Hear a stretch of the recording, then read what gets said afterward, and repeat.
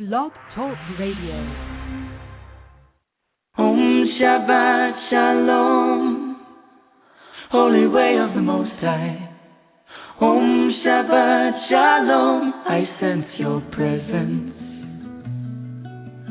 Om Shabbat Shalom, Holy Way of the Most High. Om Shabbat Shalom, I sense your presence.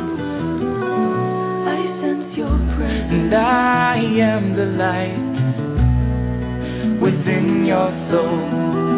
In the essence of truth and right, love makes the circle whole. And here we stand in line, waiting for some sacred sign. But to find the balance is the purpose of this time. To restore the balance of the universal mind. And in the presence of my Lord of light and love, everything I see aspiring to be free. And when I call to thee, and come on bended knee, surrender to the all-pervading light and love.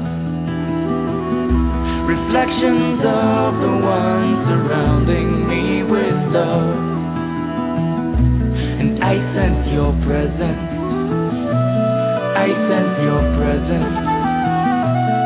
I sense your presence. I sense your presence.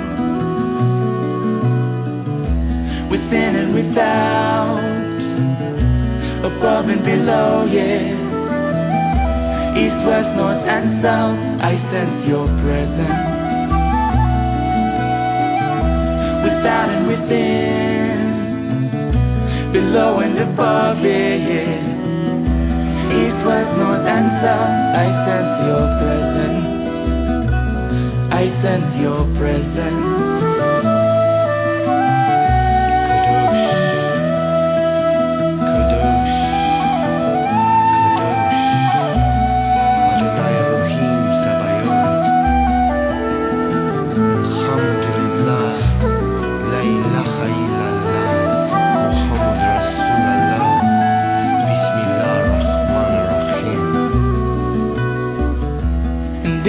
Presence of my Lord of light and love, everything I find in tune with the divine. And here we stand in line, waiting for some sacred sign. But to find the balance is the purpose of this time. To restore the balance of the universal mind. And I am the light within your soul. In the essence of truth and right, love makes the circle whole. And when I call to thee, and come on bended knee, surrender to the all-pervading light and love. Reflections of the one surrounding me with love. For to find the balance is the purpose of this time. To restore the balance of the universal mind. And I sense your presence. I sense your presence. I sense your presence. I sense your presence. Om Shabbat Shalom, Holy Way of the Most High. Om Shabbat Shalom, I sense your presence. Om Shabbat Shalom, Holy Way of the Most High. Om Shabbat Shalom, I sense your presence. Om Shabbat Shalom, Holy Way of the Most High. Om Shabbat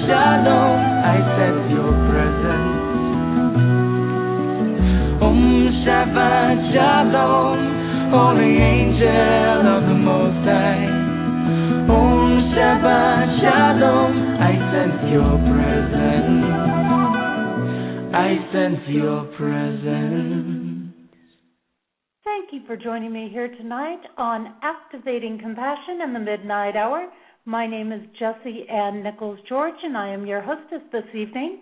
The music you were listening to there at the beginning of the show is I Sense Your Presence. It's by Shem Shai, a group that I knew in the Arizona area, and they're now traveling worldwide with their music, doing amazing things. And I just want to extend a very warm welcome to you, whether you're joining us here for the first time or whether you are returning and have listened to the show before with me.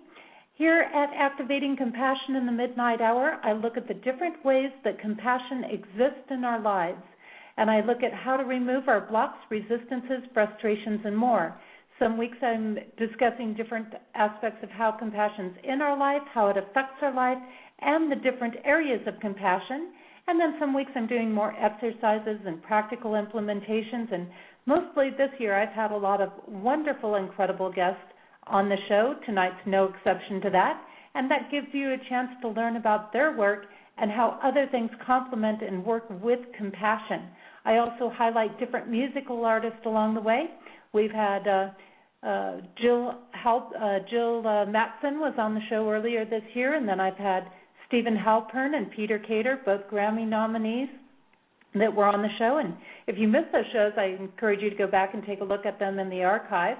And also in my own personal work, what I do is I focus on helping people find and use compassion in their everyday lives. And I've created the Genesis Clearing Statement, which some of you have experienced on previous shows. And if you've missed that, actually, Kevin Baird, he did a really good show with me when I started out a year ago. And you can catch that in the archives, and we ran the Genesis Clearing Statement on that show. I've also now authored 4 books, and 2 of them are titled Activating Compassion and also Activating Compassion, the Workbook.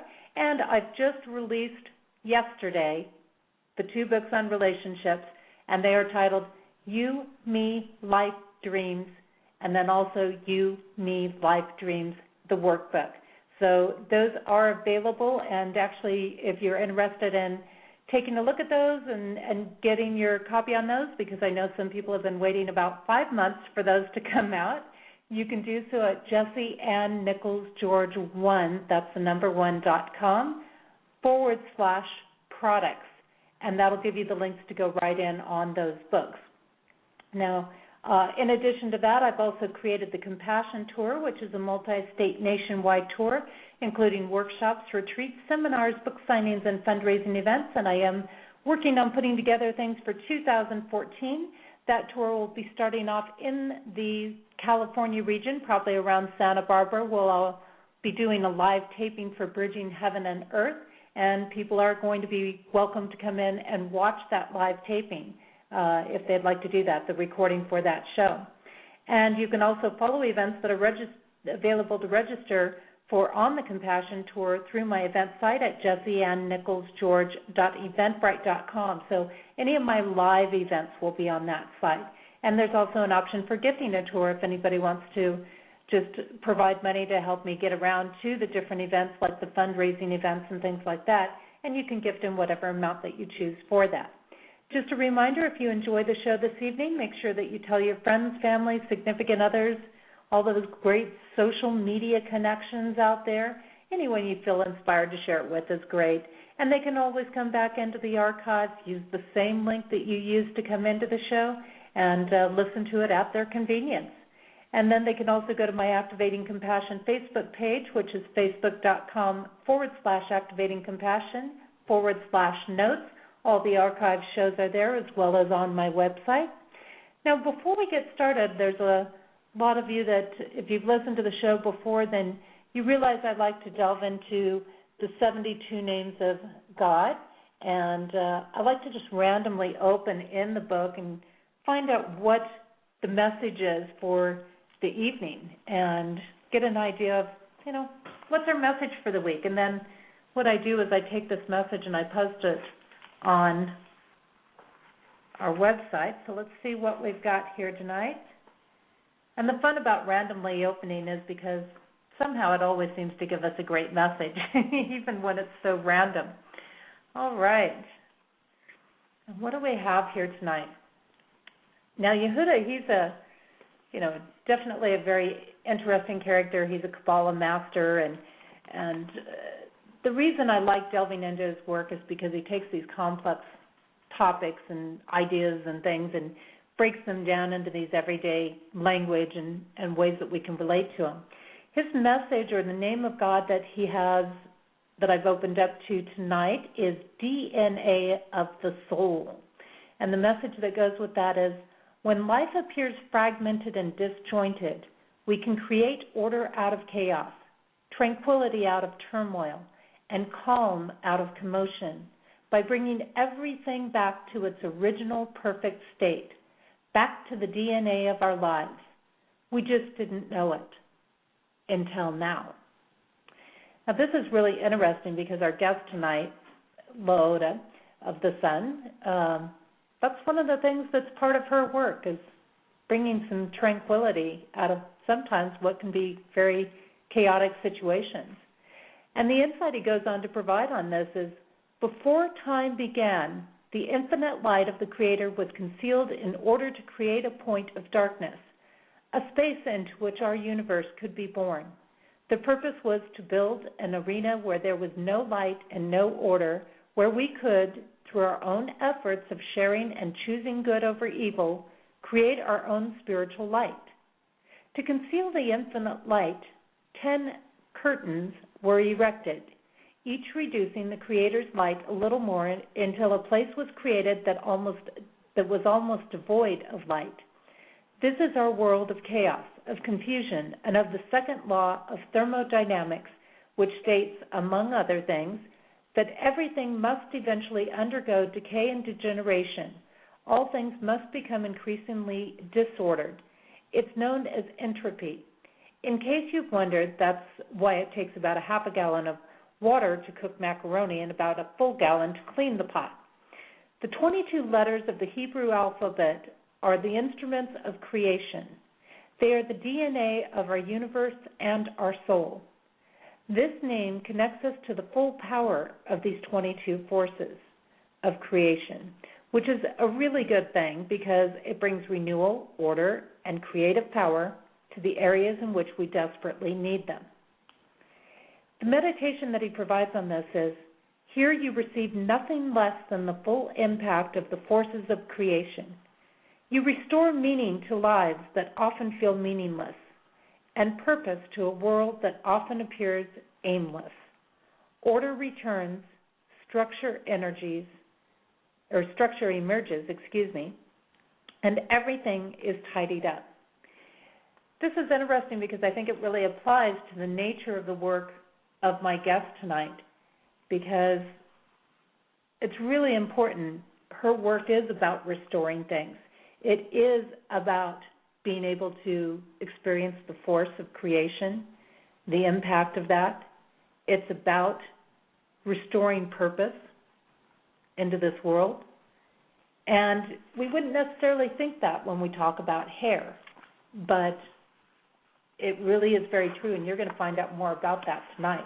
Now, the name, the way it's pronounced here, and let me just jump over here and I'll get the name really quick. It is pronounced Aleph, Kaf, Aleph. Aleph, Kaf, Aleph. And again, I will put that up on my website. It'll be available shortly after the show for you, and you'll be able to go back and read that at any time you'd like to during the week. Now, moving on to our topic, we have this topic tonight of hair healing. And when we talk about hair healing, there's some things that I'll delve into and bring up here. And that is, how important is your hair to you? What is your hair telling you? And is hair about more than just looking and feeling good about ourselves? Hair has often gotten wrapped into vanity and superficial attributes. And however, if we look into mythology and culture, what we really find is that hair has played an important role in strength, survival, personal power, being a source of attraction. After all, anyone that has worked on personal development, law of attraction, or other such systems realizes that attraction is much more than looking good. We have only to look at our ancient Egyptian cultures, Indian trackers, and some of the Eastern cultures to realize that hair has much more happening than being a source of attraction. All of these realize that there is more happening with hair, an actual real and genuine connection to spirit and divine source itself. In all three of these cultural incidences, there is an acknowledgement of this connection. Science has been beginning to make the connection that the hair we have is actually a form of an antenna for spiritual energy. It is being discovered that hair has the ability to send and receive energy.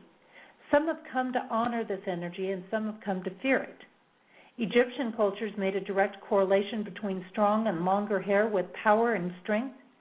Indian trackers found that once their hair was cut, they had no ability to track or receive intuitive messages that kept them protected, and some Eastern cultures or sects have requested that women's hair to be covered because of the fear of the power that they would receive if their hair was exposed, which has in some groups been seen as a major threat to the patriarchal rule.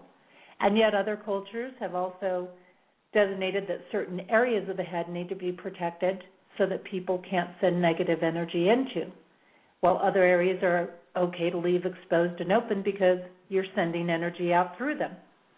And this opens us up to realizing that hair care is much more than just beauty. LaOta Rassoull is one of a few trained energy workers that is trained on an ancient technique called the pyramid cut, which has ancient roots, and it is a process of respecting how we cut our hair in order to provide it with health and increase the energy flow of this major spiritual transmitter. She is known as a hair healer. Now, up until recently, I never would have thought about this importance of needing to do a specialized focus on healing the hair. And I do know that my hair has always been one of the things I was not willing to compromise on. Twice I have had to cut it shorter, and both times it did have an effect on my ability to use my intuitive gifts. And I know it's also, when I was younger, I was very fascinated with wanting to go into modeling and things like that when I lived in the LA area, and part of the reason I didn't go more fully into modeling was because I knew they'd want me to cut my hair and do all kinds of things to it that I didn't want to do. So if all of this is true, then hair care actually becomes soul or spiritual care. And what our hair is doing could be creating a larger message that affects our whole ability to connect with the divine, such as sending out messages of pain instead of love. And during a phase of my hair growing, my hair recently actually went very frizzy and dry, and I came to realize that it was very hard for me to manifest things. I learned that the heat that was causing this was aspects of my body and being that was releasing pain on an energetic level. And this energetically tells the universe that I want pain instead of assistance. So it's important to take care of things. You know, it can also indicate different things as far as mineral and nutrient depletion, and I'm sure we'll get into some of those things as well. Now, we also know that our environment, altitude, temperature, climate, and other such things, as I just mentioned, nutrition, can also impact what's happening with our hair. And since hair covers our whole body, the message it sends is likely to be stronger than other messages we are sending. Look at your hair and see what parallel messages it is sending. There are many natural and chemical-free ways to care for your hair, or even the energy of love can help to heal it. What is your hair saying? How well are you caring for your spiritual conduit? And what are your experiences with your energy and the health of your hair? This week, our guest focuses on a component of compassion that is related to the aspect in my books of loving self. This reminds us to take the time to love ourselves by taking care of ourselves in many different ways, especially in ways that provide us with a stronger connection to spirit. I'm going to take a short break, and when we return, I will have LaOta Rassoull with us, and she will be sharing her work on hair healing, the energy connections that hair provides with us, how it connects us with spirit, and The song that I've got for you during our break today is by Claire Hedin, and you can find out more about her work at www.clairehedin.com. That's CLAREHEDIN, and the song I've got for you tonight is Dreaming with Wings. We'll be back shortly.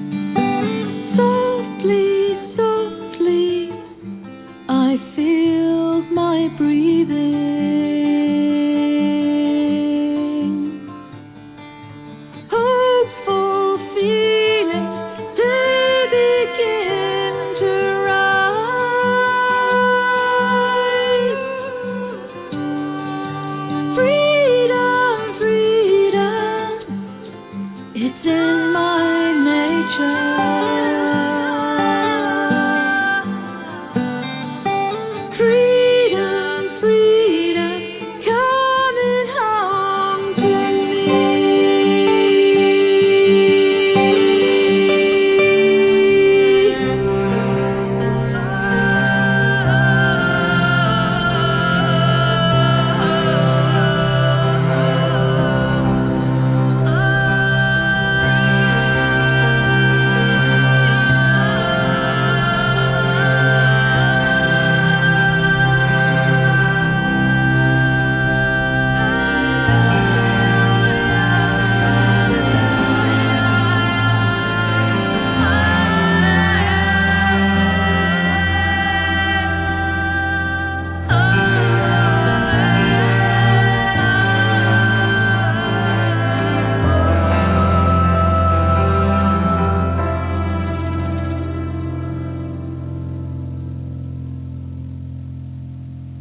Welcome back. You are listening to Activating Compassion in the Midnight Hour. My name is Jessie Ann Nichols George, and I'm your hostess this evening.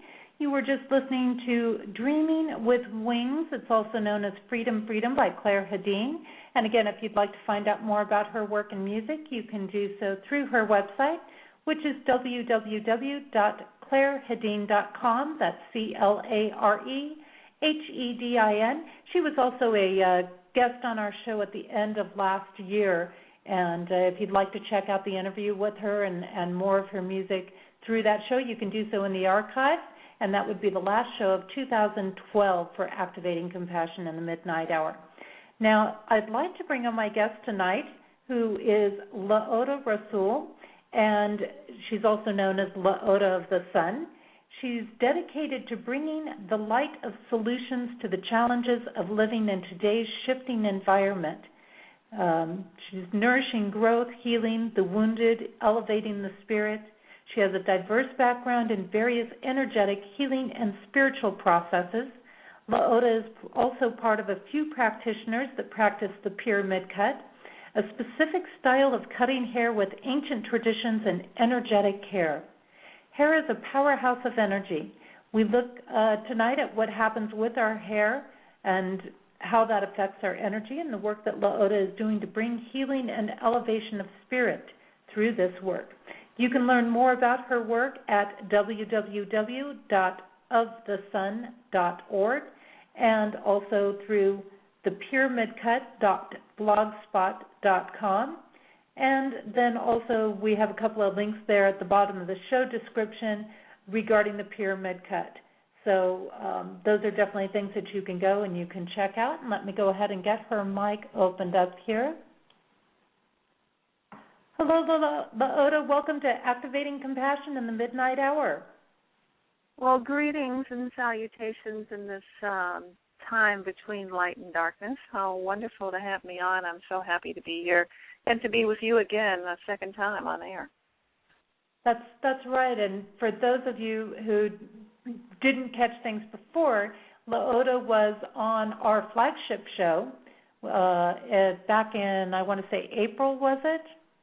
Maybe? Yes, I think it was. Back around April. So you can also catch that show in the archives, which was really great with her. And I know we had a little bit of a limited time at that point for her to be on, and I said, well, please come back on my show, and I'll give you lots of time to talk about your work because it's such an interesting topic, and it's just one of those things that we don't think about very often, the importance of hair or taking care of it sometimes. I mean, certainly we'll look at the beauty aspect a lot of times, but not the energetic aspect. So it's a very different thing, and coming right up here on the autumn equinox, I thought, this is just a perfect time to have you on right now. Well, thank you so much for having me. It's a rare opportunity that I get to speak about this topic because it's not well understood. So thank you so much. Absolutely a pleasure. What I'd love to do is to have you start off by sharing a little bit with us about you and your journey of getting into hair healing. Well, thank you. It's very interesting that you opened the show this evening by reading information concerning DNA. That's what I do. I have a website, DNAReplicate.com, and I connect every Wednesday night in group sessions, DNA, and it's relevant to what we're talking about tonight because implicit in the DNA, as you mentioned, is the order or the information, the light in the information. And hair is all about light and information. Even whether the hair spirals or whether it's straight, it's all about the light and information that's coming to us from the equations that make us up to be who we are as part of this universe.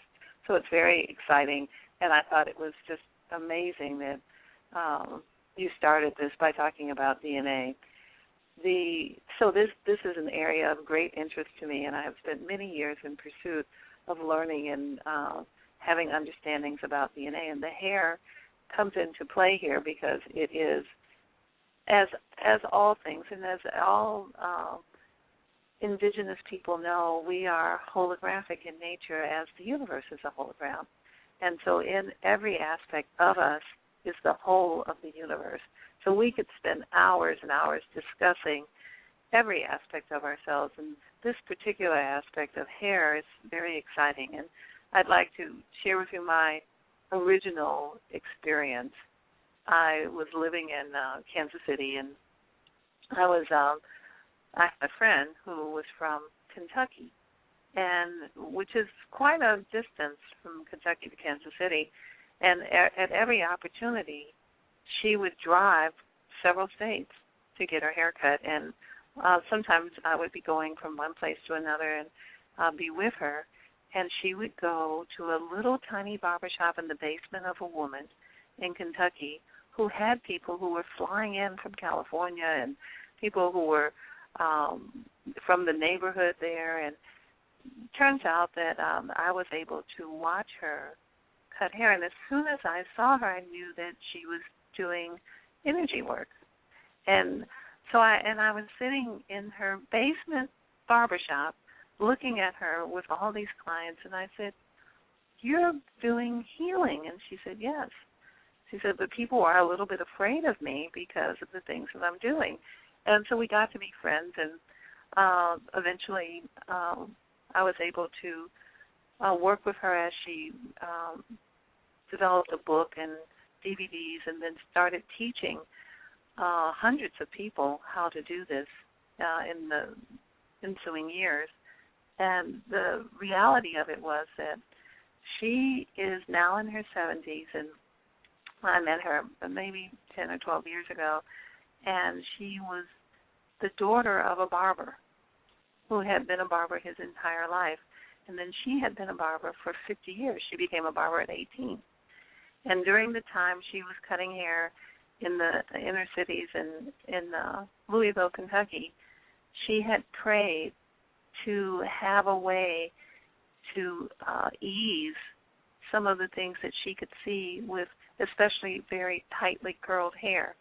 She saw that there was a connection between the nervous system and the hair, because she could tell that as she worked on some of the hair, people would ease in their disposition.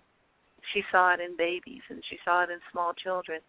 And after praying, I think she said for 40 or 45 years, she eventually had a vision that taught her how this procedure, which is quite opposite of what hairdressers are taught.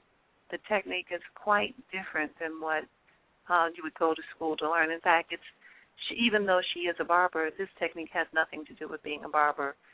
It's called a cut because each hair must be touched. But when the hair is cut, there's never, or very, very little. You can, in many cases, there's no hair on the floor. But as a result, the hair unwinds or becomes alive, and the hair is moist. Even if nothing has been put on it, it's as if the hair cries because it's been released from its pain. It's very beautiful. I have seen people have these haircuts and their crown chakras open and light flow in. So this is very interesting. It's a very interesting process. So over the course of many years, we began to teach this, and it is Eva Bell Goodrich is the name of the woman who originated this. And we found out through a variety of sources that she has a past life as an Egyptian healer in the Temples Beautiful. And this is the technique that she developed in this past lifetime. And she has brought it forward, and she took it to all the major companies and tried to get on television with it, but no one was interested because it's not something that they could package. It's not a product. It wasn't, so no one was interested. And I have, along with others, have devoted my time and energy to bringing this important healing of the nervous system, which is really, the hair is just an extension of the nervous system, bringing this forward because it is much needed. And we have all been taught, just like we were taught that we didn't need our appendixes and we didn't need our tonsils and that our DNA was junk, that our hair was dead. So we have wrong and erroneous information, and we're operating as if that were true. That's why it was so interesting that you spoke about DNA, because that's all about the information and the light that comes into us from divine sources as we are divine. So I'm not sure if I answered the question, but I would say so. I think it's so interesting to think about this technique and this aspect of touching the hair and not having to do like these major trims on it. But it's more of a touching, and when we think about it, I mean, it's very similar in a way to humans needing to be hugged on a daily basis. Absolutely. That's exactly the case. I always want to say this famous quote, and that I just love, that, God is all there is, and the life of God is all the life there is. And hair is life. It's a life form. So there is life force, and it's divine life force, and this is a holographic experience. So in every gram of it is the whole of us. So in every gram of our hair is the whole of us. It's the whole of the universe. This is something that has always been known, and now we're seeing DNA on television with pathologists and crime labs. But all indigenous people have always known that inside of a leaf was the whole universe. So it is with our hair. You just made a great connection there, as far as we see these things on TV, and of course the hair is one of the ways that they can really check the DNA on people. Yes. And so yes. For us to think that there would be no spirit in something that carries the DNA, and we know that the God gene is in the DNA, it would be ridiculous to think there's nothing happening there. And so, it is very interesting. It's always appropriate. Whatever message comes out of there, it's always so appropriate. And we talk about that nervous system, and it's no wonder that there's such an emphasis on the head region, and I'm sure we'll get more into that, because there's so many nerve endings there around the brain and everything, which is probably part of why we get more hair growth in that area than perhaps other areas of our body. But it's especially interesting that the world religions, the hair coverings and the treatment of hair in the world religions, like in the Jewish religion, that on the skull, right in the crown of the head where energy is coming in, the cap is worn. It's very interesting how these things are understood, because in mysticism, it is understood about hair, how the Sikhs wind their hair during sunlight and unwind their hair in moonlight, so that it can absorb the energy of the sun, and how they cover their head, to do so, to increase that by wrapping the head. So there are many ancient practices that really speak to these ideas concerning the hair. And I would like to mention that the erroneous idea that we're taught that our hair is dead, our hair and nails are dead, we're all taught that, when in fact there's nothing that can grow out of life as death. It would have to be changed and transmuted into something that has been killed. Like we can kill our hair, but it doesn't grow out of our scalp dead. And it's just these erroneous ideas that we accept in life. I grew up understanding that. Did you? I didn't grow up understanding that it was dead, but I do know that there were a lot of misconceptions about hair, how hair grew, because I know, for example, that so many people would always say, well, it grows from the ends of the hair, and I kept thinking, but that doesn't make any sense because it's coming out of my scalp. Why would it grow from the ends? It's coming out of my scalp. And I kept thinking, that just doesn't make sense to me. It's kind of like my nails. They don't grow from the end of the nail. They grow coming out of my skin. And and I'm sure you have something to say about that, right? It's funny because I was always baffled by that, too, when hairdressers would say that. I was always baffled by that. What I have come to understand that because it is a living form, whatever is done to the end does affect the hair.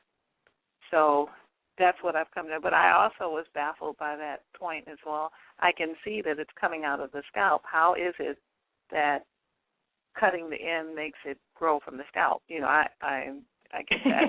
And I had some also interesting experiences that made me very aware of hair.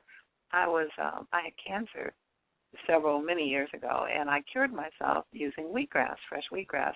And one of the side effects was that my gray hair became natural. The melanin activated again, and my gray hair returned back to its natural color.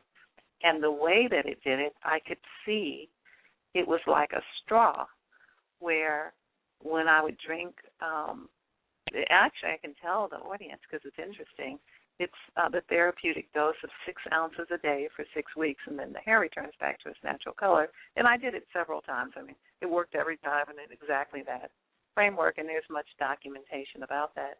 But when that happens, it pushes the gray to the ends of the hair. It's very interesting.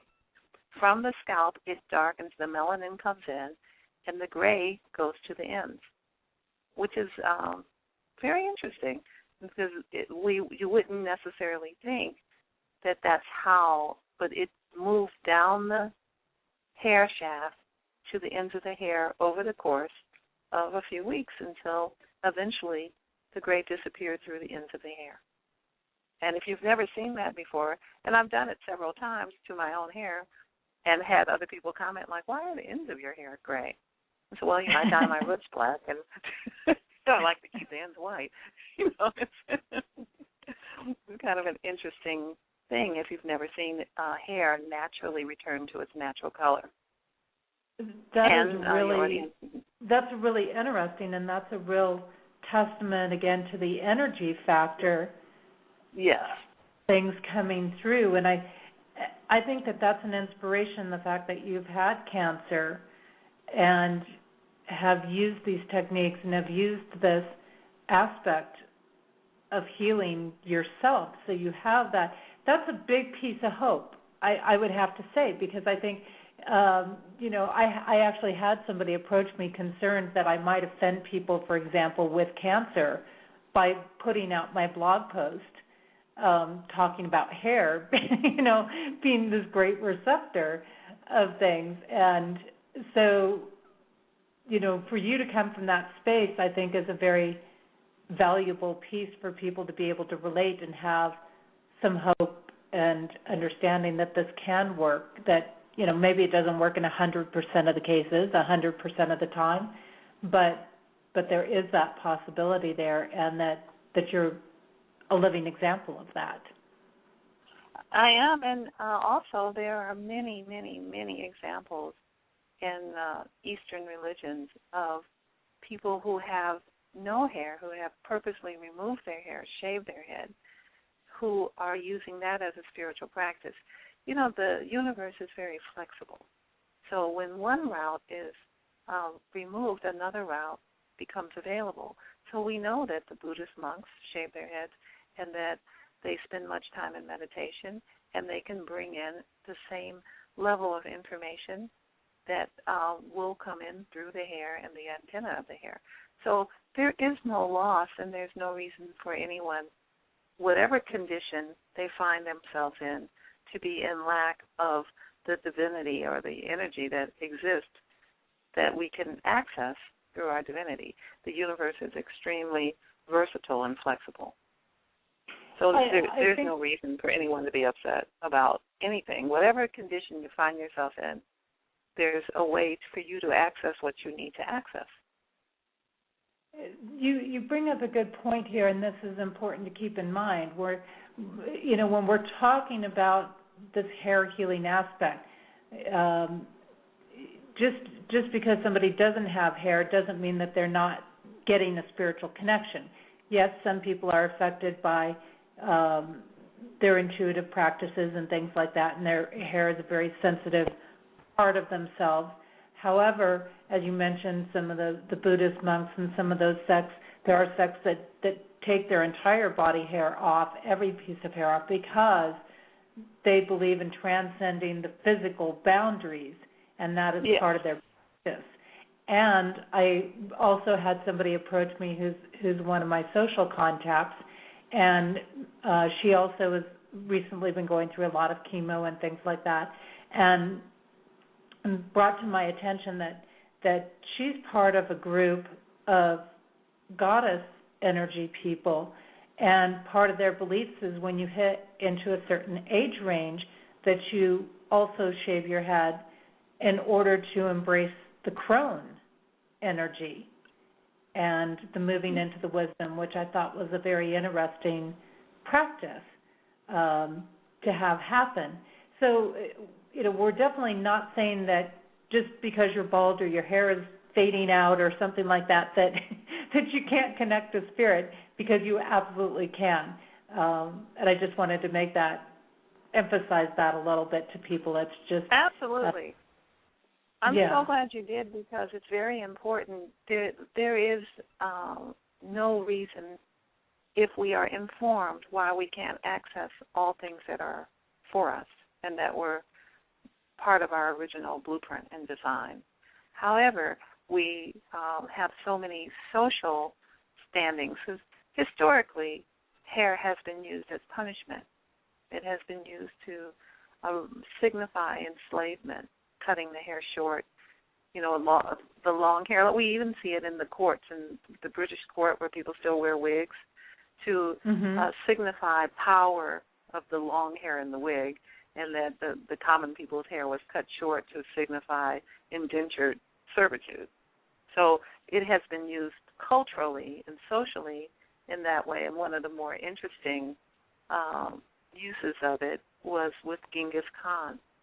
I don't know if you've heard about that, but when he conquered the Chinese, he found them to be very intelligent and not particularly easy to subjugate.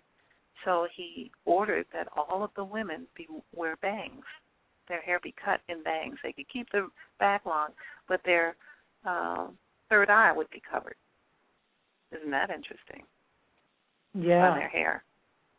And during the ensuing time that passed, it became fashion, and people lost the reason why. It was a sign of indentured servitude or subjugation to wear the cut bangs, but it became known as fashion or something people wanted to do, but that was not the original intent. So hair has been used this way. In World War II, the Germans sometimes would conquer people and shave the women's heads as punishment. And on the other side of that, the Hasidic Jewish women, their heads are shaved as part of the marriage vow. So it's very interesting that these cultural and religious and mystical ideas, all of which have some validity based on what we're looking at. It's not to say that they're intrinsically correct, but when you put an idea as if it were servitude in someone's head, then they operate from that point of view. But that's not the intrinsic truth, right? And that's interesting because it also overlaps, the incident with the Indian trackers, which was very tragic in its own way, and that brings up a cultural aspect of the Native Americans tend to really revere longer hair, and that they consider that, a big part of their energy, their ability to connect, their intuition, to be intuitively aware.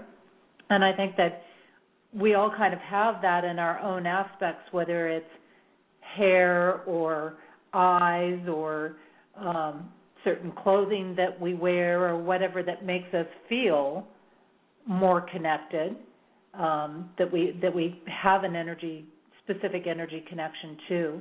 And they found in these times, and I can't remember the exact time frame that it was happening, but it was during war times, and they looked at these Native Americans and they go, well, my goodness, how can they always know when to move and when to take action and when their enemies are coming up on us and things like that. And they thought this was very fascinating, so they thought, well, they've got these great gifts, so they recruited them into the government.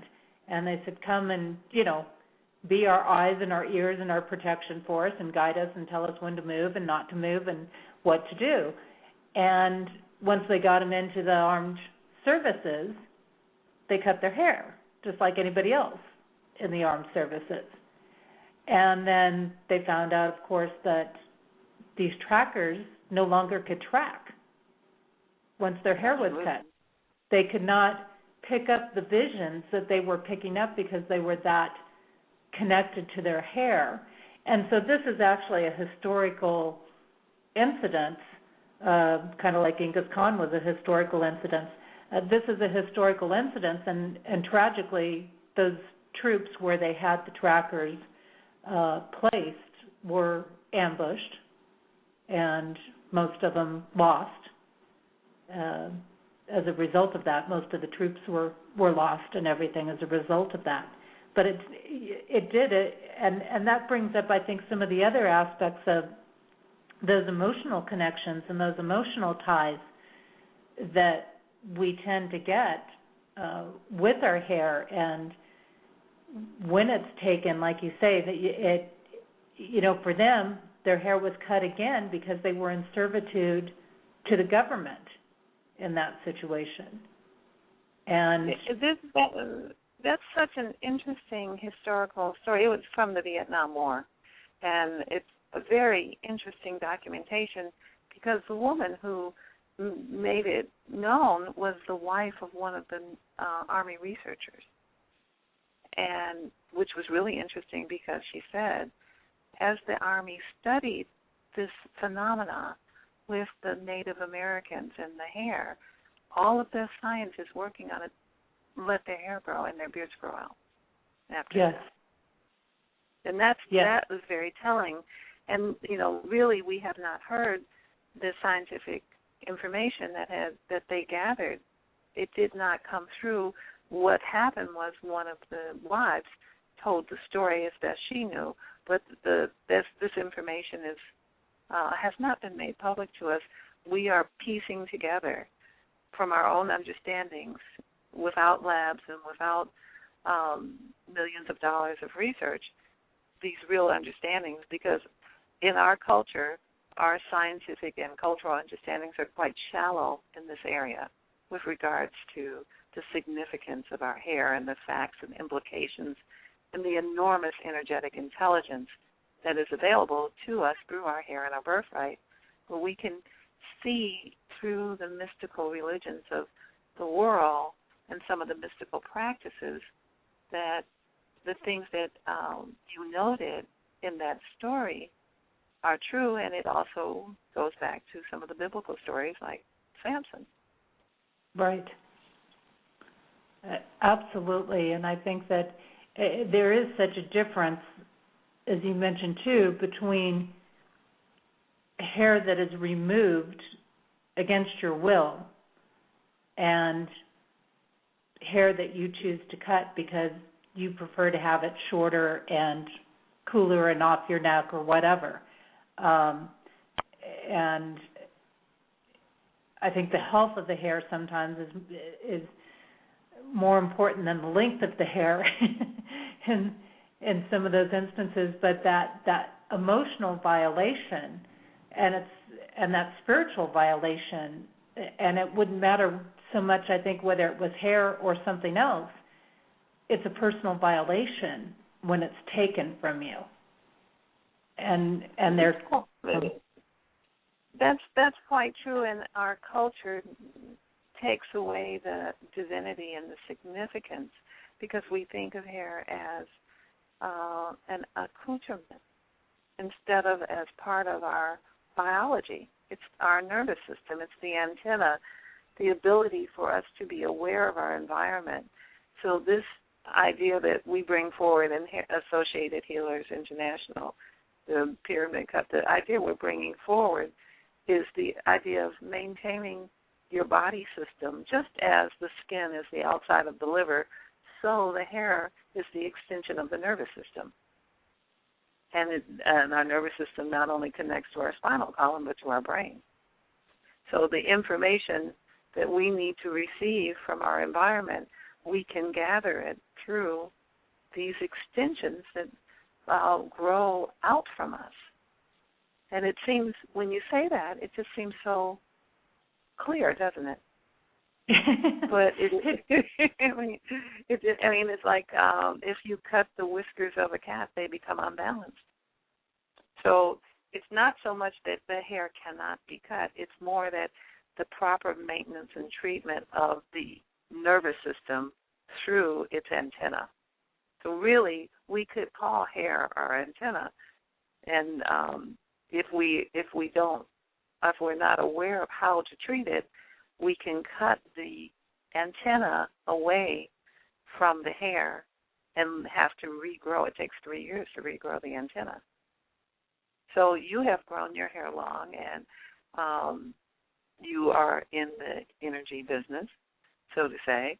So I'm sure that you're probably aware at different times and different times of the year, different climate, different experience, different altitude. I know we talked about that a little bit, that you're getting a different reception because you're experiencing different information. The hair is a straw. It's hollow, so that energy can move in and out of it. It's like a straw. It has a hollow inside, which we know. You know, hairstylists know this, that it has hollow inside. This is a way to access information that is not readily available through any other physical source in the body. And it seems very, I mean, when I explain this to people, they're like, oh, that makes all the sense in the world. It's that our hair. There's this phrase of one of my connections that says, I'm hollow like a bamboo. Absolutely, and that's what hair is like, yeah. Which the phrase goes into being receptive. There's an aspect of the bamboo being very receptive and open and letting everything flow through it. And it's true, you mentioned, the altitude and things like this, and our hair is such a great indicator of what's happening with us as far as how our body is processing things and how we're doing things. And this year, it was very interesting because never in my life have I had my hair get so frizzy and so wavy where there was like, it didn't matter what I did, I could use all the apple cider vinegar in the world on it or whatever, was not taming down this year. And again, when I had put this blog post out, somebody approached me in regards to iron deficiency, creating that to have happen. And the thing that's interesting about that to me is that this year in the area that I lived in, or that I live in, that our trees had severe iron deficiency going on. Now, we always have a trouble with the altitude in the area with there being iron, with it depleting iron rapidly out of the system. But this year in particular, and usually it only happens at certain levels of elevation, but even in the upper levels that aren't normally affected that way at 11,000 feet, the quaking aspens were being affected, and you could see it in all the leaves, how they were veining and they weren't getting all completely green and things like that. And so here were the trees, and I kept thinking, well, why are they going through this? And yet there was my answer right in front of me, iron depletion. I think it's so wonderful that you brought up this idea of trees, because it is not unlike the idea of hair on our scalp. It's the trees on the earth. And, I have often heard in mystical circles that trees are the antenna for the inside of the earth. It is a similar idea that the tree grows up from what would be relative to the scalp of the earth as our hair grows out, and it also reaches out and interacts with everything else, and it is affected by thoughts and the nourishment it gets and the climate and our awareness and our relationship with it.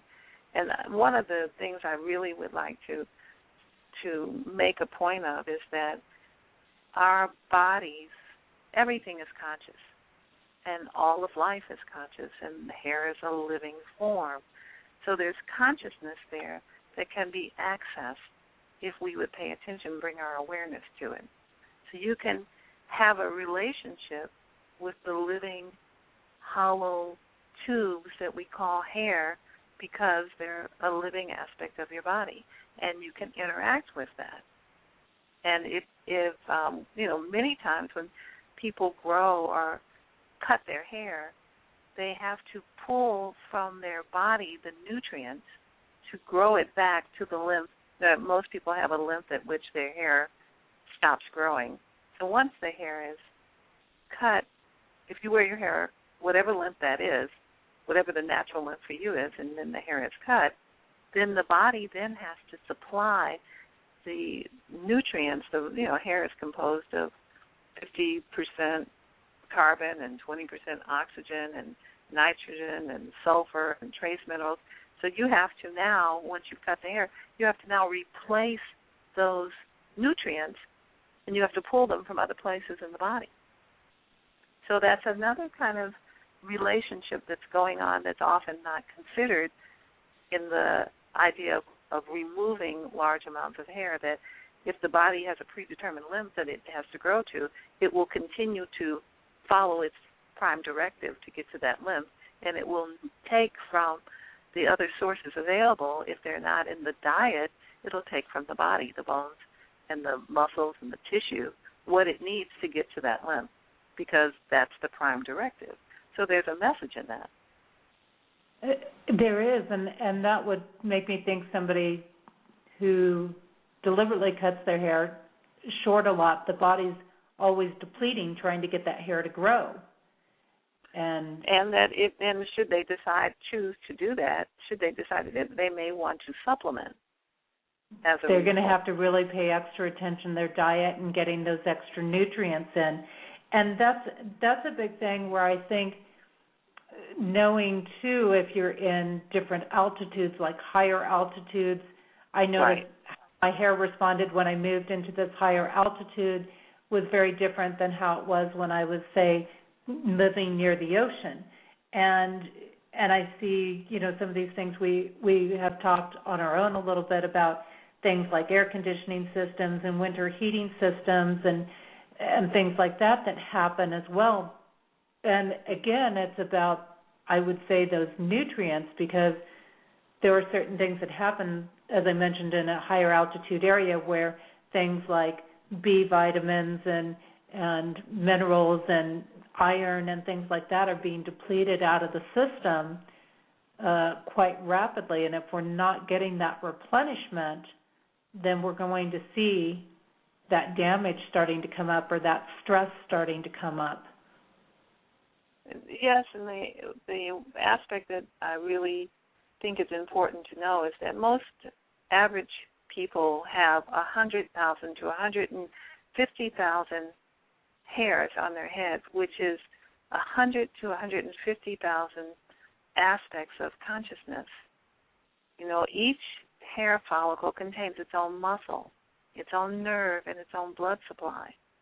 So this is a living life form that has consciousness and is affected by what goes on around it, whether it's the seashore or the altitude or the chemtrails. It's affected by all of this. And if we could learn to see and love every aspect of our divine selves and to be in appreciation of it, then how much better would all of our aspects be? Would every aspect of us, if we were, when we looked in the mirror and we looked at our 150,000 hairs on our head and we realized that these are active, live, information gathering and information giving conscious aspects, then we would have a fuller understanding, a less shallow understanding of who we are. Yes. Yes, absolutely. And along with all the vitamins and minerals and all of that, which adds to that experience. And that could be maybe some of the dangerous part of having longer, thick hair would be that you have that much more that is picking up things and receiving things. So, if you had somebody with very short, thin hair, they might be receiving, a negative input might come in, but it might not hit them quite as hard because they don't have as much receiving it as somebody that's got a lot of thick hair. They're receiving a lot more of it, and likewise they're sending out a lot more, so they almost have to be more conscious in their thoughts and their surroundings and things like that as well. And it brings me back to this idea of those who have either gone bald from illness and or treatment of illness or naturally, is that, we're bringing the truth of this experience forward. However, you are the master of this experience, and it is accessible in other ways, just as we talked about the monks. So, yes, that's true, and it's not an offense to anyone that it's true. It is a truth. At the same time, it's true that it can be transmuted and overcome if we understand that it is possible to do so. It's the lack of knowing that it is possible to do so that becomes the enslaving aspect. When we don't have enough information to know that either way we're divine beings and we can access what we need to have. But if you happen to have the hair, and if you're aware that it grows to a certain length and that you need the nutrients, then you may choose to allow it to stay a certain length so that you can keep your nutrient level steady, especially possibly during pregnancy. So instead of, that would be one idea. If you're concerned about nutrients, you may want to delay cuts until you've nourished the baby and stop nursing, for instance. So that when you cut the hair, you're not pulling out nutrients from the bones and from other tissue to fortify the predetermined length that your blueprint has been designed to grow your hair to. So if your predetermined length is 2 feet of hair and you've got 3 inches and you're doing things where you're in athletics or you're having a baby or anything that would require influx of vitamins and minerals, you may want to consider this as science, not as a social indictment. Right, absolutely. LaOta, I do have a couple of people in our caller queue, and great. I would love to have them have an opportunity to come on the air and talk with you for a minute. I've got in our queue here, who's been patiently waiting throughout the show, a caller from 913 area code, and I think, if I'm correct, this person's name is Henry. Oh, great! I'm getting the mic open. Henry is one of our master. He is one of our master cutters who will be traveling around the country teaching this technique. So this is wonderful. I'm glad he called. Henry, I've got your mic opened up here. Welcome to Activating Compassion on the Midnight Hour. Oh, thank you. Well, there's not much that I can say. I think LaOta's done a very brilliant job of laying everything out.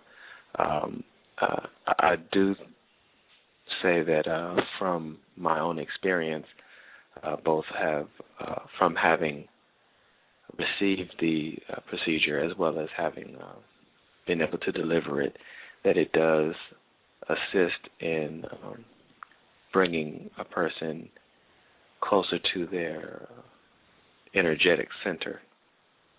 So I too thought it was very apropos that the reading that you did at the very beginning of the show dealt with not only DNA, but it dealt with the aspect of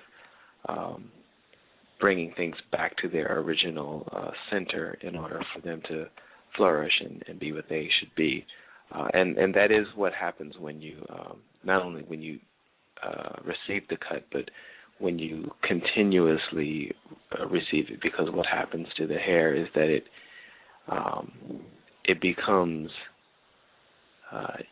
it starts to become used to transmitting the energy as it should. Right now, most people's hair is not used to really being used for its main actual purpose. So it's used to being mistreated so that it can, have a particular look, but it's not really used to being used properly. So it has to be, just because you decide that, oh, now I know something and I'm going to be conscious, it doesn't mean things change overnight.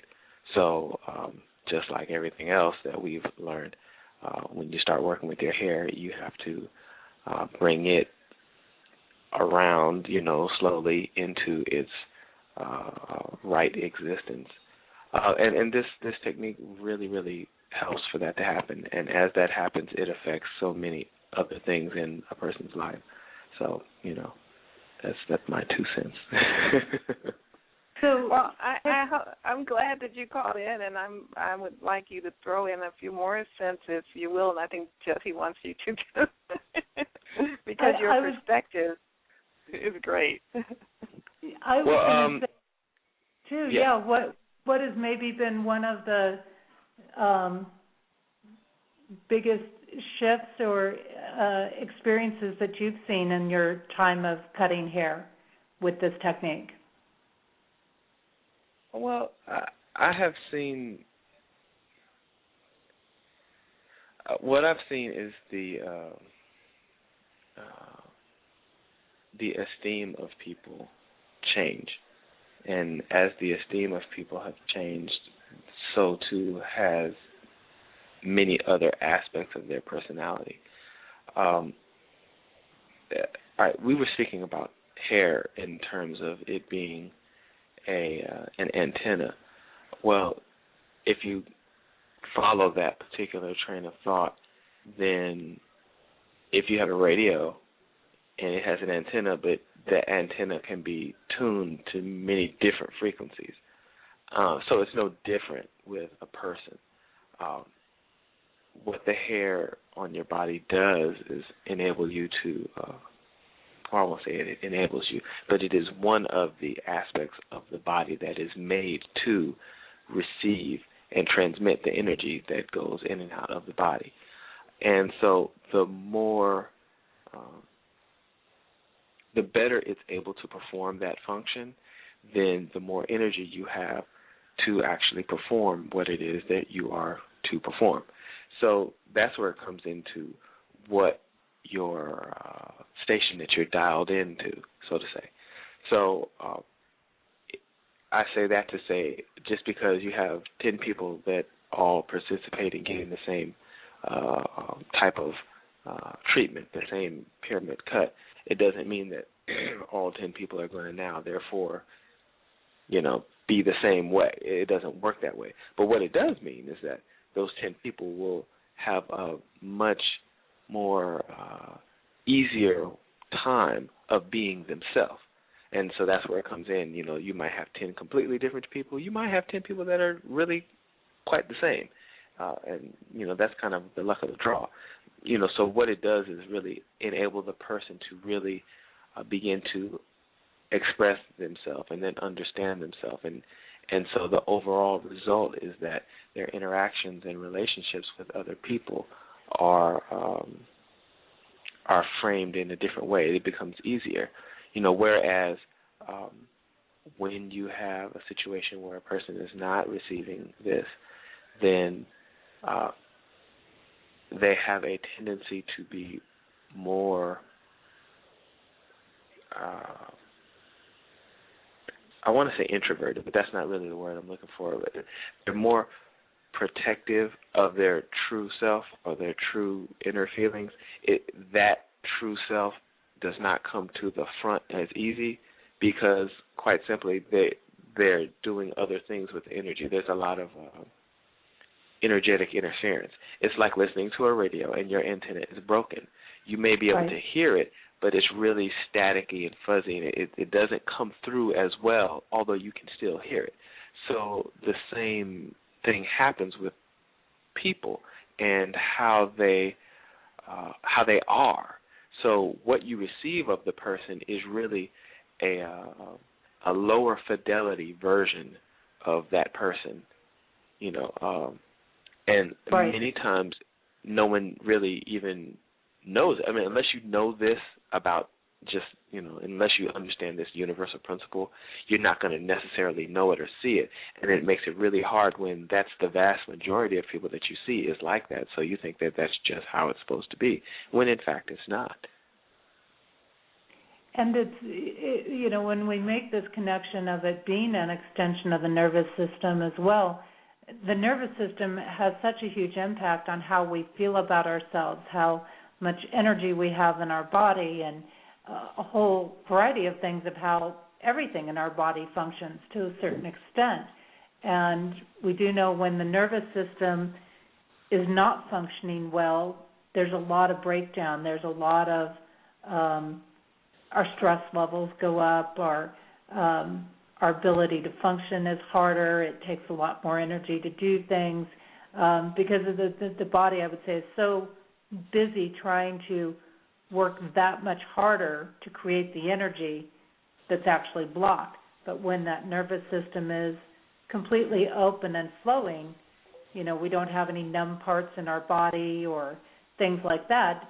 Everything's working and it works very easily, and the hair being such a catalyst for that, it's no wonder that there would be these lifting of emotions or these lifting of spirits after receiving this type of a cut. Right. We actually should call it the hair nervous system healing, because that's in fact what it is. Now, one of the other things that I remember being taught about this, I think LaOta did mention the idea that it is more than just simply a cut. And so one of the other things that was impressed upon me is the fact of how you go about treating the hair afterwards, because you see the barber, and if they know the technique, that's great, but then you don't see them every day. They're not in your room in the morning, getting your hair together. So it's very important that you understand what's happening when you are receiving it. And one of the main ideas is that you actually working with the person's hair, and for lack of a better term, the practitioner allows for the hair to speak to them, and which means that they have to be open to listen. You allow yourself to interact with this flow of energy. And so when you do this, you see where the hair is going, which way it's going, which way it grows, and then so you communicate this with the person. And sometimes you may ask them, well, have you ever experienced this, that, or the other? So by the time the whole procedure is complete, then you, as the person who has received it, it is on you to remember these things. And so if you know that your hair likes to be combed, to the right instead of to the left, then you make sure that you comb it to the right instead of to the left. And you'll find that when you comb it to the right, it will reward you because it was trying to go to the right the whole time, but you kept combing it to the left. That's right. And and along with that is I've got the use perfect of water. job and the perfect life and the perfect partner over here, but you keep going the other direction. Yes. You're right. And yes, exactly. And so you'll be rewarded with, broken ends and eventually some balding and all kind of other problems. And until you start combing it the other way, then you'll be like, oh, wow, now it's just all great. And, one of the other things that was shared was the use of water, which a lot of people, particularly in the Black or African American community, they really have been taught to be very much against the use of water with any type of frequency. And so as a consequence, it has really on a cultural level over a period of time and generations has affected us so that we have basically a field of crops that we expect to grow and yield us a bountiful harvest that is in effect in a drought, and it's been in a drought for generations because we've been taught to not use water. When in fact, one of the things that that is shared along with the cutting and making sure that you treat the hair in a certain way, or however it has communicated itself to the practitioner and who will therefore communicate it back with the person who's receiving it. So if it likes to go to the right or go back or forward or whatever. But along with that is the use of water. And once I heard it, I tried it, and I've seen the effort. I've seen how it actually works, and the more water that it gets, if you give the hair water every day, you don't have to wash it. Matter of fact, you shouldn't wash it every day, but you should rinse it. And the more you do this, it's very much like watering plants or watering grass or watering those crops. If you want the bountiful harvest, they're going to need some water. And it's like what was mentioned earlier today, the shafts are not solid, they're hollow. It's like everything else.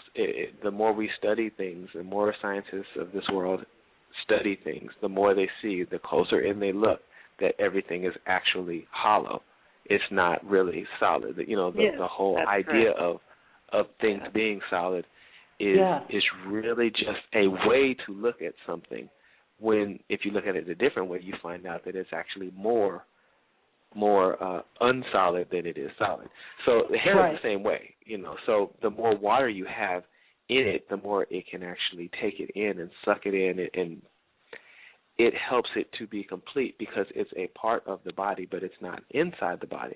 So since our body is made with 75 to 80% of water, and everything that's inside the body gets the most benefit from that water.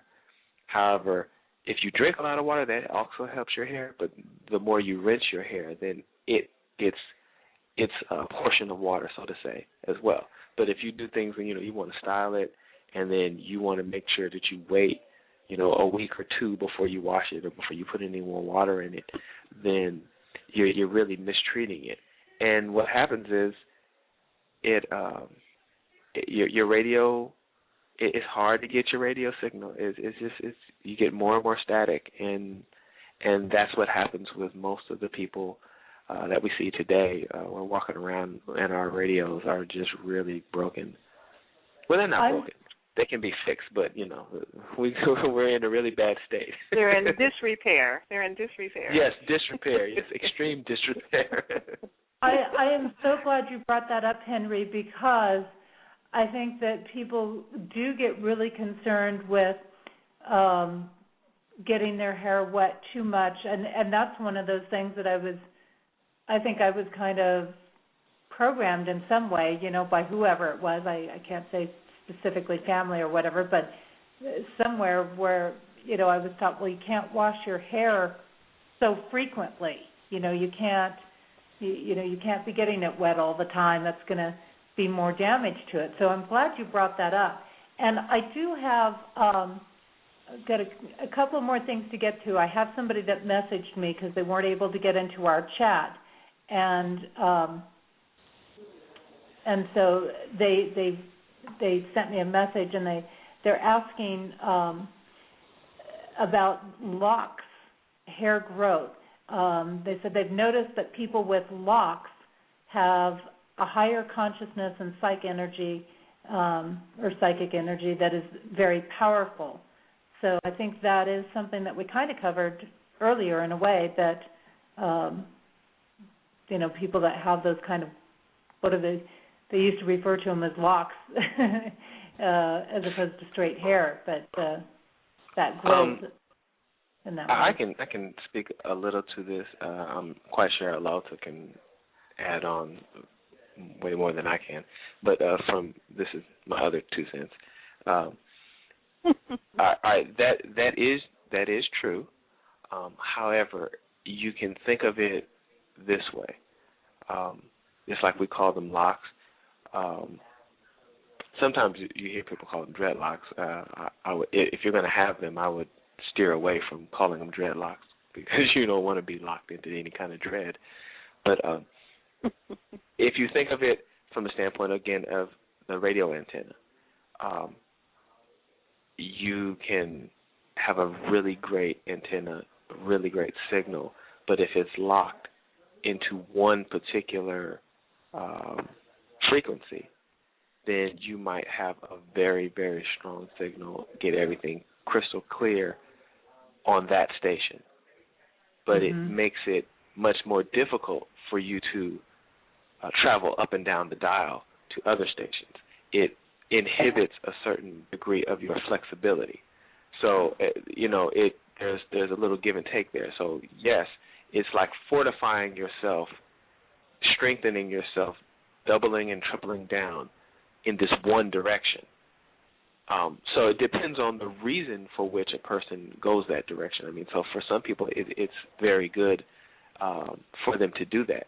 And I have seen this happen with people throughout my brief time here on the planet, this go around, and where they have worn them for a certain period of time. And then when the time for that portion of their journey or experience was complete, then they would shed the locks and start over, because now, in essence, they are tuning themselves to another frequency. And it would be almost impossible for them to make the shift that they needed if they had kept the locks, because they were locked into a different frequency. So, I mean, that's my understanding of how that works. So, it's not a bad thing, but you have to be aware of, of the totality of it. Right. Great. I would like to agree with what was shared and mention, too, that the American Indians braided their hair for strength. So it is at some level strength. However, when we go around the country, what I have seen is that when people show up to learn this technique, because we teach this technique in 2-day sessions, and Henry is our master cutter, and he is the one who will be traveling around that actually does the cutting, and I do some teaching while we teach people how to do this.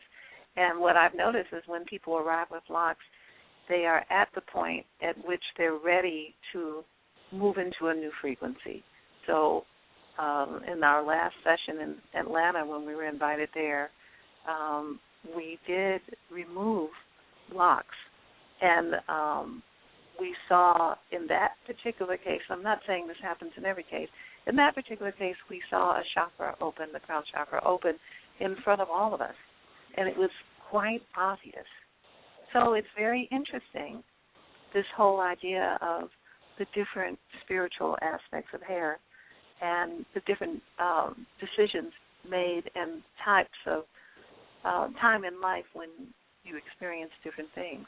So not everyone is arriving at a hair healing session to learn to be a hair healer with locks, right. And some who arrive leave with them, and some who arrive remove them. So, everyone's on their own journey, and it's all fine. There's no judgment. We're learning discernment in this, not judgment. So, it works.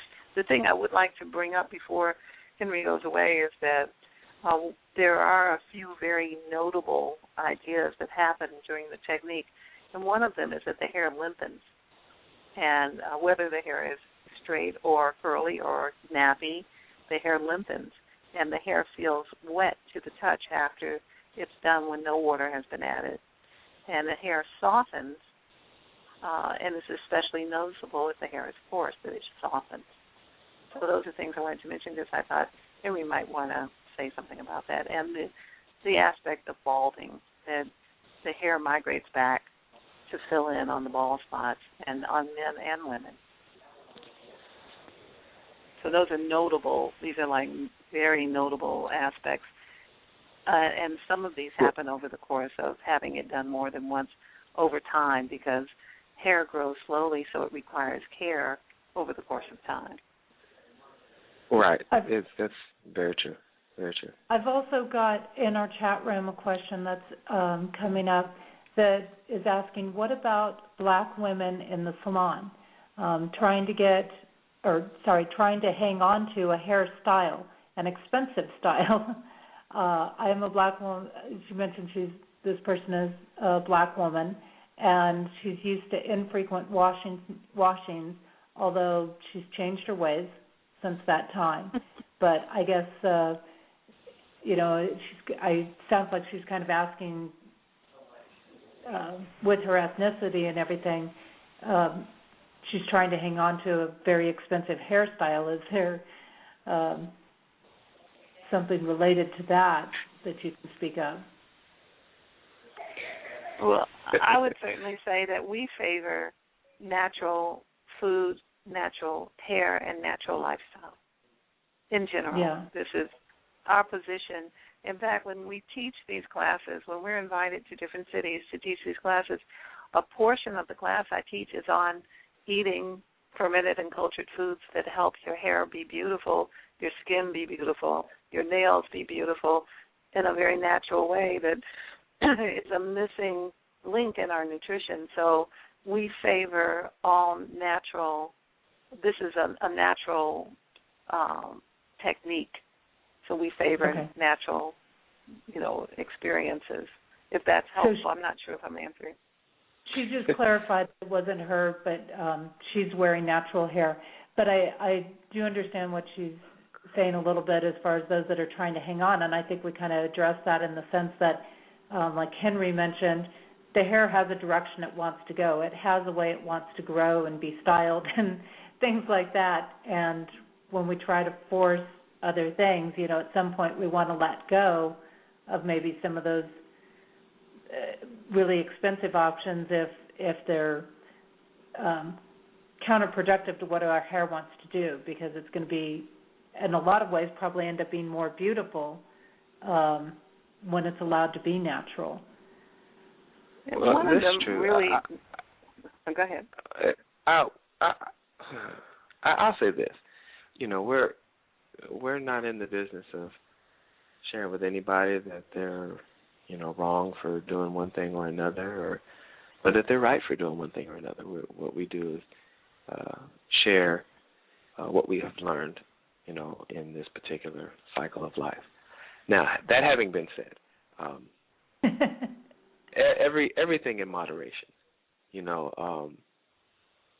What we do is we share what we have come in contact with and what we've learned, and you do what we did. You take it for however you're going to take it. I mean, so we took it in the way that we took it, and we practiced it, and we did it. And some people have done that, some people haven't, and to each his own.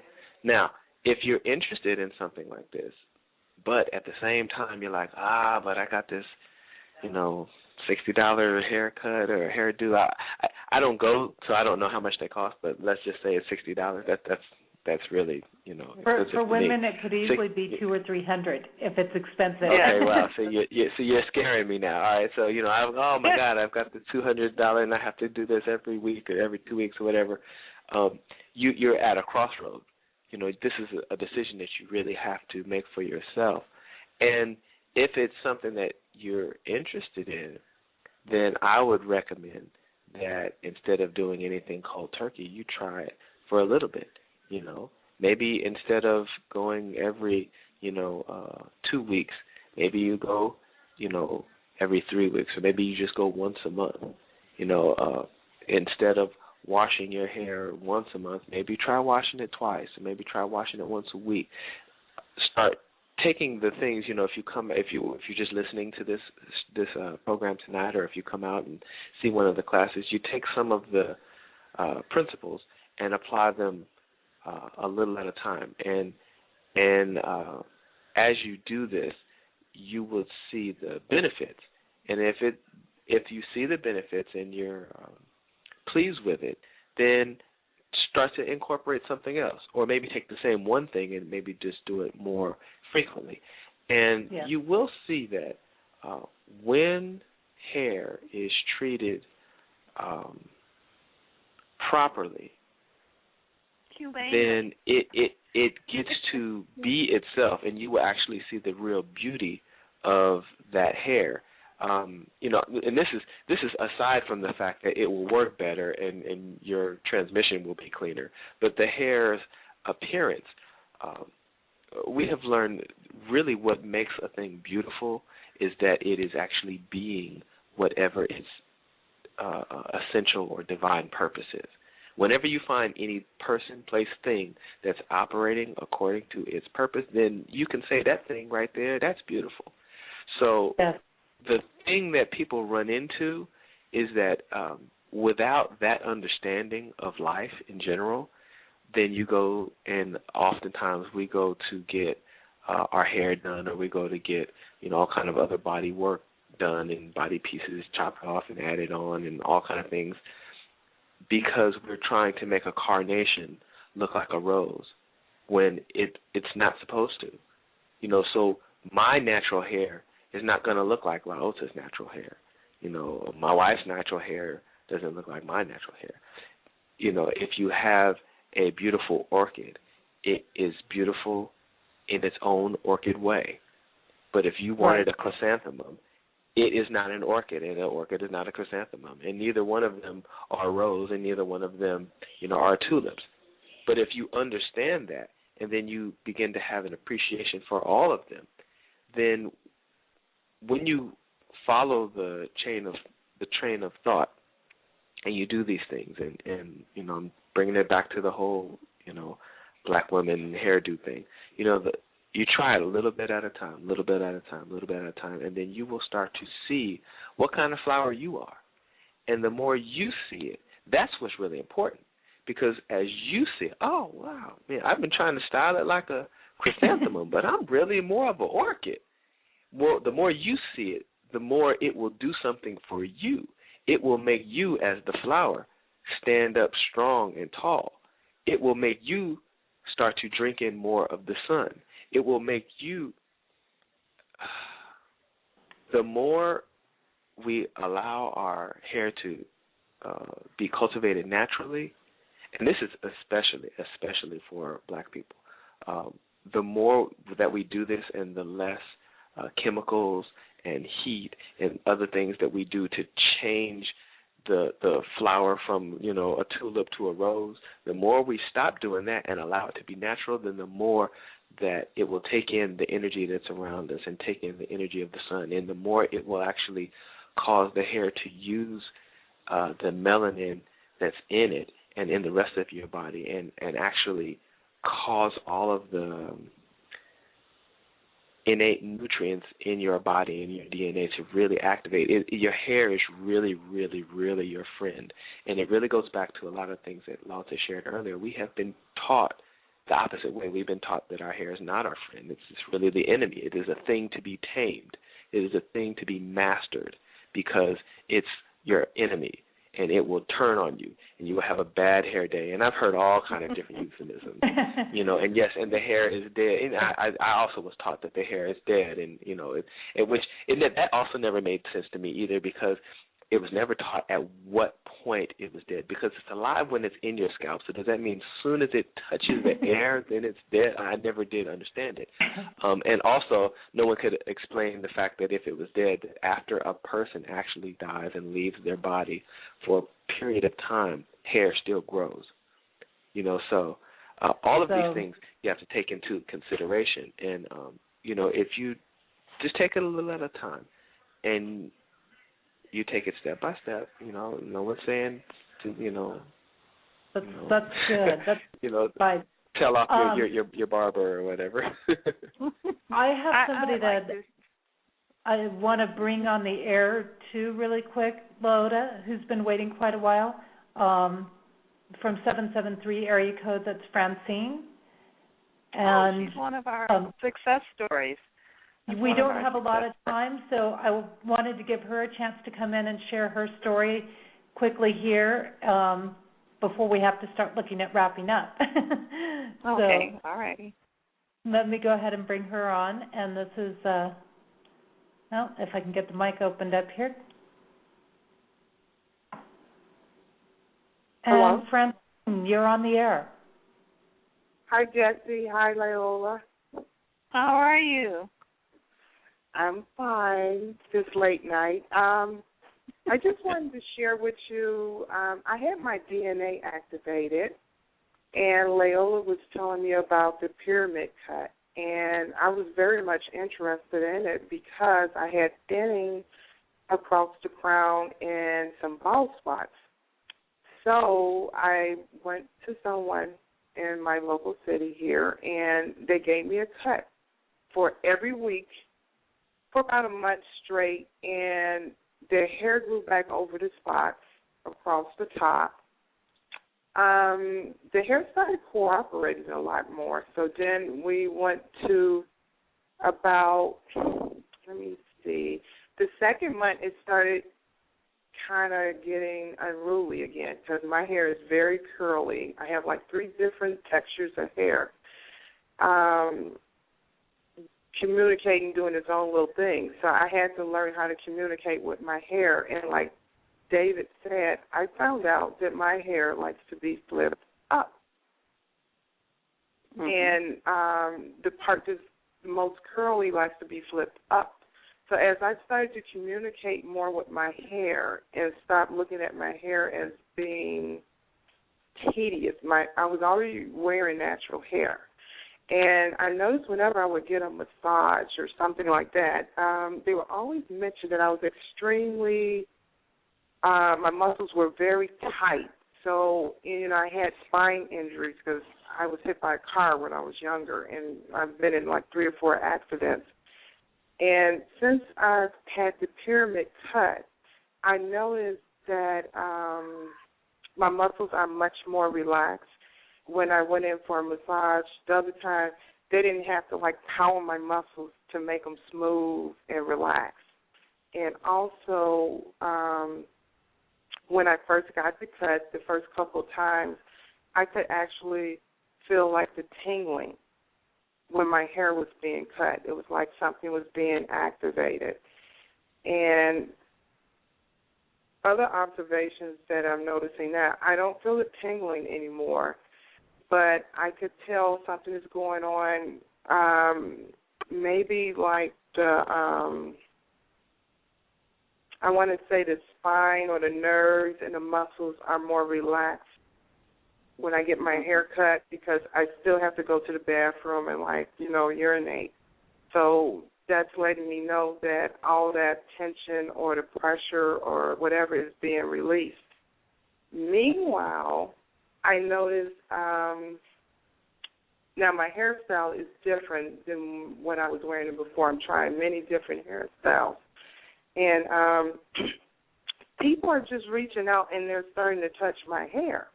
So I was like, okay, that's interesting. So now people are telling me they like my hair. So they're patting my hair.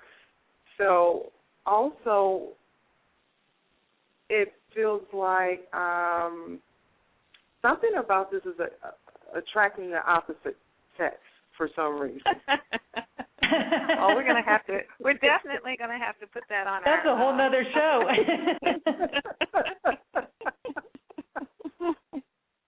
And this is just 2.5 months into the pyramid cut, so that's what I've observed so far. It's like you had a baby going there, like when people are pregnant and everybody's got to go up and touch their stomach. I don't know, but they're patting my hair. And people want to come up and touch it. If they want to touch it, I'm letting them touch it. Okay. One of the things you mentioned is very common. We often hear people say when the process first begins to take place, they do feel all throughout their body tingling. So it's like you activate the body. is you're turning the on switch on.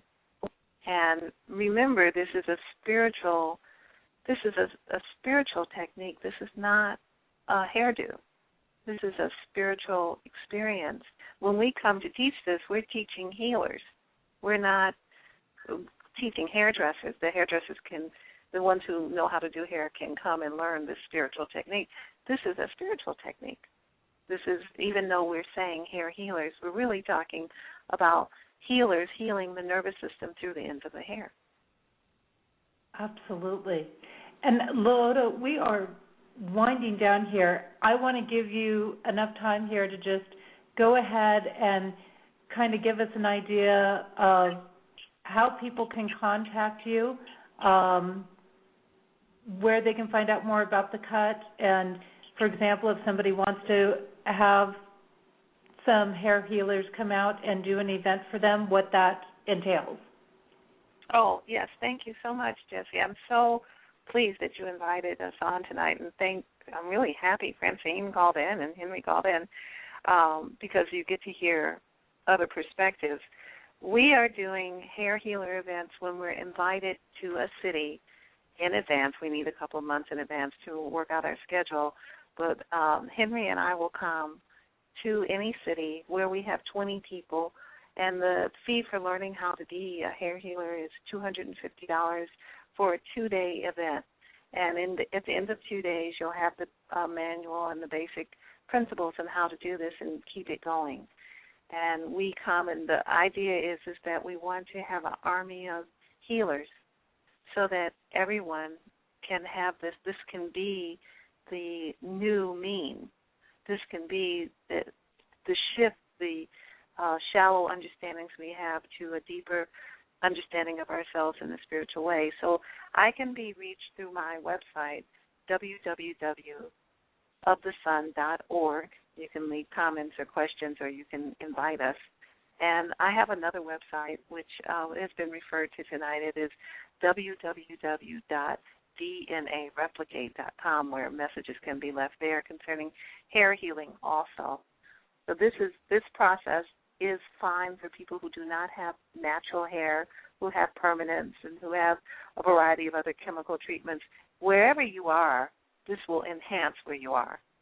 We favor natural hair, but this works on all hair and all states it's in. It's like taking your hair to the emergency room. So this is a spiritual practice, and we encourage those who would like to learn to be practitioners and healers. And if that person happens to be a hairdresser, great. But you do not need experience in being a hairdresser. None of us have that kind of experience. I'm a healer by trade, and this is a technique that heals an aspect of us that's often overlooked, that people don't know quite how to get to the nervous system. And this is an ancient technique that brings it forward.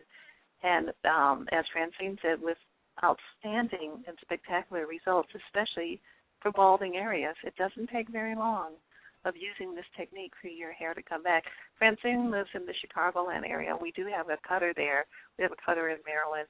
And we are, I think, going to be invited back to Chicago very soon, possibly as early as November. We are interested in cities inviting us who can gather together 20 people. We keep the price very low because we want to produce many, many, many cutters. So I think that's it. Yeah, we're definitely need to keep this alive, and it has been a pleasure here, and I think that sometime I'd like to bring you back on and delve into some of the other healing aspects and things that you do, because you have a lot of different things that you do, and this has certainly been a hot topic tonight, and I think you've brought up so many wonderful points in regard to people that are dealing with different challenges in their life, you yourself having gone through cancer, talking about all these aspects, and certainly I encourage anybody who has missed any part of this show to go back and listen to it in the archives and catch what parts you weren't able to listen to, because there's been just a huge amount of information here and a huge amount of insight that I think most people would never have realized with hair. itself and all of the energy influences that go with that. So it's definitely an aspect we don't get to learn about or hear about too often. So I want to thank you so much for giving me your time tonight, because I know that you're more of a day person than a night person, and so it's been a real treat and a real honor to have you here. Oh, yes, this is LaOta of the Sun at night. Great. In moonlight. In moonlight. You're doing the unwinding. I'm so happy we connected, and I'm very fortunate to be on the show. I think we were able to get out information and deliver it in a way that's very understandable. I thank you and honor you for having us here tonight. Thank you. Next week here on Activating Compassion in the Midnight Hour, I'm going to have Curtis Williams on, and we're going to be looking at his work with dreams and dream analysis, as well as we might delve into a few other little things related to astrology or some of the other aspects that he deals in and how they overlap with dreams as well. So if you've got dreams that you're interested in, finding out more information about, learning about them, what they mean, certainly tune in for that. Again, I've just released my next set of books, and that can definitely be found for you. And this set of books is, all about how you can learn how to create a relationship that works for you. It's about decoding the mystery of your partner and learning how they think, feel, and what they want and need from you. And it's about learning how to magnetize a love that you want, build your relationship, and maintain a love that lasts. So it's a really amazing opportunity, and I know some people have been waiting about 5 months for that to come out, and you can certainly find that on my website at jessieannicholsgeorge1.com/products. That'll give you an opportunity to access into that. I've just released another video, so that is also on my website, and you can check that out. We've got a great section there for all of the Main Street Universe hosts and shows. You can go in and check out a little bit more about them and what's coming up on Main Street Universe, and that's all listed at the bottom of the show description. The month of September, we've still got a little bit of time left here, and I've got a special running for my online courses, and I'm offering a free course when you pay for 2. You just sign up for those 2 courses. You'll get the 3rd absolutely free. You can check that out on the main page of my website. That'll give you more information on it. And these can be courses that you pick up as a recording or ones that I haven't started yet. I'm in the middle of a chakra series in regard to those. So it's definitely worth checking out. I also do things that are related to the moon cycle, and I've got one coming up here honoring the autumn equinox, which is coming up here. So definitely worth checking out. Very affordable price ranges. Most of those are in the $10 to $25 range. And you can check out where courses are available by going to learnitlive.com/invite/Jessie Ann Nichols George. And I just want to mention that we do have several shows here on Main Street Universe throughout the week. Sunday nights we have Darren Bouquet, who's a reader at Madame Louveau in New Orleans. He does spiritual insights, covers some different topics. He's been working on some different tarot spreads. You can call in, get readings from him. Monday nights we have Kevin Baird walking on the sidewalk with his Horizon Oracle Journeys deck, and this is a deck that he himself created. It's a very interesting, very unique deck. You can take a look at that and learn more about it at his website at templeofgaia.com. Tuesdays we have Susan Weed, who is sharing her work in herbs and natural plants. Wednesday nights is our flagship show with Daniel and Janice and Brett, and that's called Main Street Universe. Thursdays we have Queen Mother Amaku, who is looking at Egyptian culture. And, of course, right here on Friday nights, we have Activating Compassion in the Midnight Hour. This is Jessie Ann Nichols George. I want to thank you so much for being here tonight. I look forward to seeing you back here next week as we delve more into Activating Compassion. Don't forget that if you've enjoyed this show this evening, share it with others. It's going to be available at the same link in our archives. And I'm going to leave you tonight with the song Yearning For, also known as Over and Over by Shemshai. Thank you so much. I look forward to seeing you again next week right here on Activating Compassion in the Midnight Hour. May you enjoy the rest of your weekend and have an amazing week. And if I could see what makes me blind, I would soar to the edge of my mind, and to touch what seems unreal, just to show you the way that I feel. And we are in time with time, one with the season of change inside. And we are in tune with the tune, caught in a balance of sun and moon.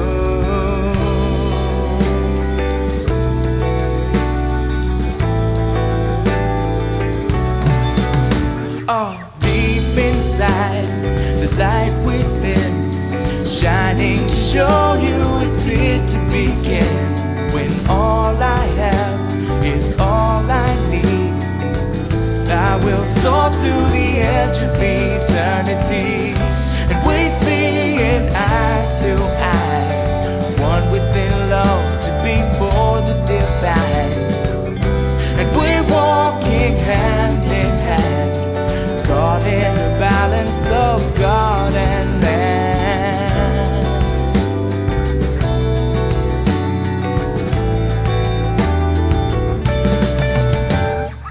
Over and over, life is your lover, learning to walk just a little bit slower, whispering secrets, I bet you can't keep it. No turning back now, this time we reveal it. One to another, all will discover the essence within the most beautiful lover. Time is still turning, the love is still burning. Deep in your spirit, your heart is still yearning for.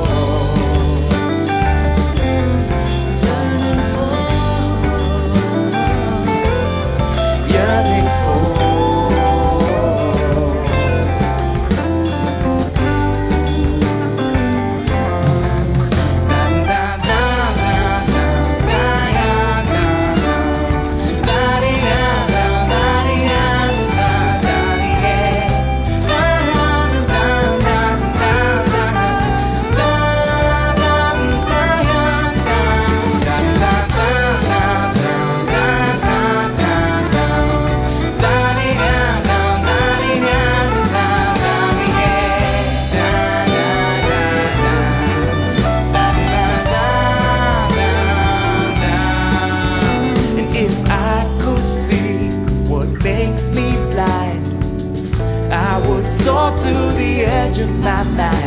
When all we have is all we need, all that we ask for shall be received.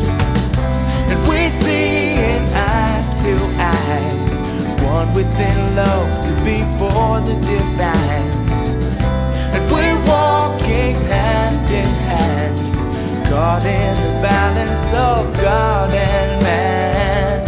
And we are in time with time, one with the season of change inside. And we are in tune with the tune of life in the circle and love in bloom.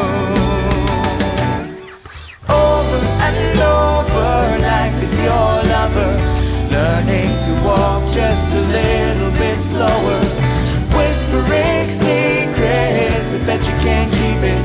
No turning back now, this time we reveal it.